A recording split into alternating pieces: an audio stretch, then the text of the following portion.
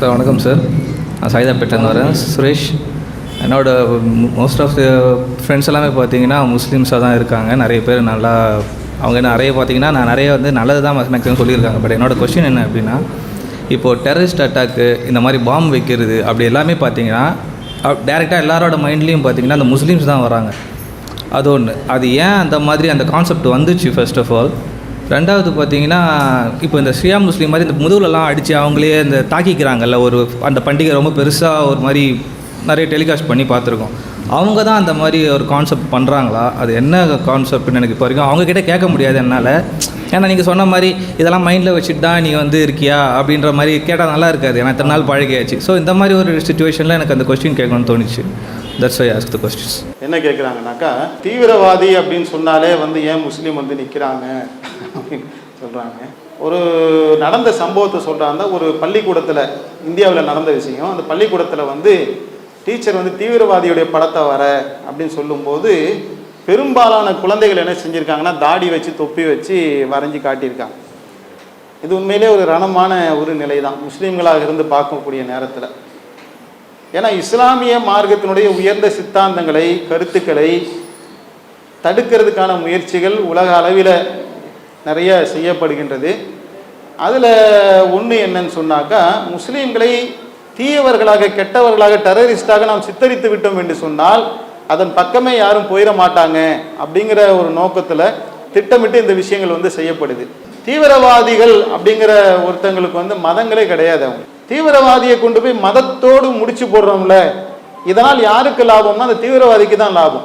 நீங்கள் என்ன செய்றீங்க, ரோட்டில் போகிறீங்க, ஒருத்தன் பர்ஸை திருடிட்டு ஓடுறான், திருடனை பிடிச்சாச்சு. உதாரணத்துக்கு அவருடைய பேர் கந்தசாமின்னு வைங்களேன். இந்து திருடன் சொல்லுவோமா? எந்த பேப்பர்லையாவது இந்து திருடன் போடுவாங்களா? ஒரு டேவிட் இருக்கான்னு வைங்களேன், கிறிஸ்துவ திருடன் கைது போடுறாங்களா? திருடனுக்கு என்ன, அவன் கிறிஸ்துவ மதம் திருட சொல்லிச்சா, இந்து மதம் திருட சொல்லிச்சா, இஸ்லாமிய மதம் திருட சொல்லிச்சா? எதுக்காக நீ மதத்தை கொண்டு திருடனோட சேர்க்கிற? இது எவ்வளவு பெரிய அயோக்கியத்தனம் இது. இந்த மூன்று மதங்களும் அந்த திருடக்கூடிய விஷயத்தை எதிர்க்குது, ஆணித்தனமா எதிர்க்குது. ஆதரிக்குதா? இல்லை. மதம் ஆதரிச்சா கூட சொல்றதுல ஒரு சின்ன நியாயமாவது இருக்கும்.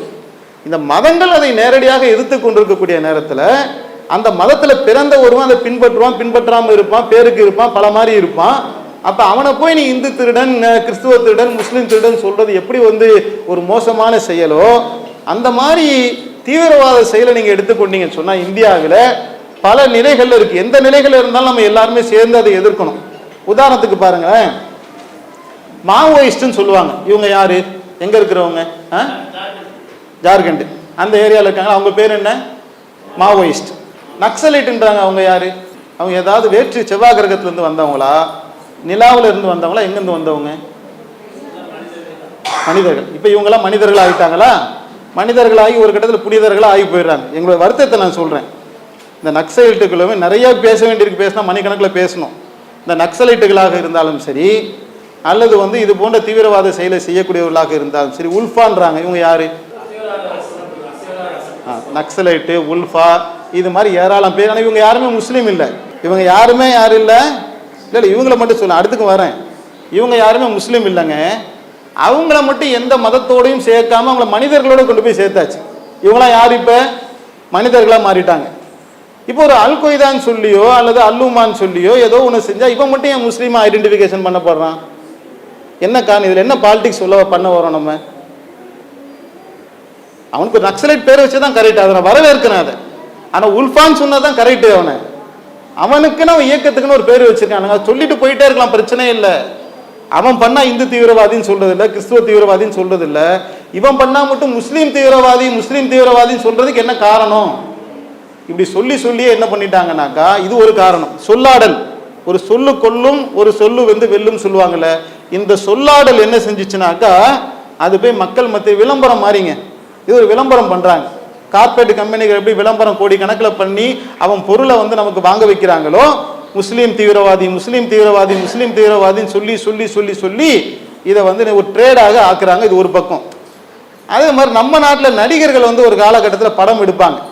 என்ன படம் எடுப்பாங்கன்னு சொன்னால், தீவிரவாதியை சேஸ் பண்ணி என்ன செய்வாங்கன்னாக்கா இந்தியாவை காப்பாற்றுறது. இந்தியாவை காப்பாற்றணுங்கிறதுல மாற்று கருத்து இல்லை. அதுக்கு என்ன செய்வாங்கனாக்கா பல தீவிரவாதிகளை கொல்லுவாங்க. இந்த தீவிரவாதிகள்லாம் யாரா இருப்பாங்கன்னா இந்தியாவை அழிக்கிறவங்களா இருப்பாங்க. காப்பாத்துறதெல்லாம் யாருன்னா தமிழ்நாட்டை சேர்ந்த நடிகர்களா இருப்பாங்க. அந்த தீவிரவாதி என்ன செய்வாரு, அல்லாஹ் அக்பர் தொழுதுட்டு போய் சுடுவார், சுடுவார். அல்லாஹ் அக்பர் பாங்கு கேட்க இங்க போய் சுடுவார். தாடி வச்சிருப்பார், தொப்பி போட்டிருப்பார். இந்த படத்தை பார்த்து நீங்க வெளியே வந்தோன்னு பாங்கு சொல்றாங்க அல்லாஹ் அக்பர், உங்களுக்கு என்ன மைண்ட்ல வரும்? நாய்க்கு எப்படி ட்ரைனிங் தரான் தெரியுமா?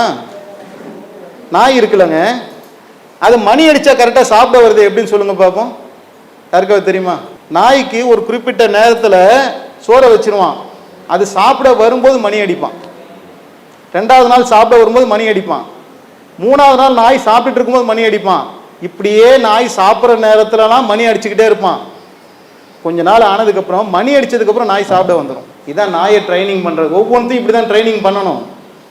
இப்ப என்ன சொல்ல வரான், பாங்கு சொல்ல உடனே சுடுவாங்க, தொழுத உடனே சுடுவாங்க. இதை படத்துல காட்டி காட்டி தொப்பி போட்ட பாயை பார்த்தாலே உள்ள கன் இருக்குமா, என்ன பாய் லட்டு இருக்குதா அப்படின்னு கேட்குற மாதிரி எங்களை கொண்டு வந்து விட்டாங்க. நீங்க தான் அதுக்கு பொறுப்பு, நாங்க எப்படி பொறுப்பாகும்? இந்த சமுதாயத்துல பல்வேறு விதமான நலப்பணிகளை மற்ற மக்களை விட நெஞ்சு வைத்து சொல்லக்கூடிய அளவுக்கு போட்டி போட்டுட்டு இஸ்லாமிய சமுதாயத்தை சேர்ந்தவங்க செஞ்சிருக்கிறாங்க. வெள்ளப்பெருக்கா இருக்கட்டும், சுதந்திர போராட்டமாக இருக்கட்டும். இந்தியா கேட்ல போய் பாருங்க, அங்க யாருடைய பேர் இருக்கு? சுதந்திரத்துக்காக போராடி செத்தவங்க வரலாற்று ஆசிரியர் இருக்காங்களா இல்லையா? உங்களோட பழகக்கூடியவர்கள் உங்களது துப்பாக்கியை கத்தி வச்சு உங்களை சுட்டுக்கிட்டு இருக்கிறாங்களா? உங்களோட நல்ல விதமா பழகுறாங்களா? வட இந்தியாவில் மாட்டின் பெயரால் ஜெய் ஸ்ரீராம் சொல்லி அடிச்சு கொல்லப்படுபவர்களா, கொல்றவர்கள் யார்?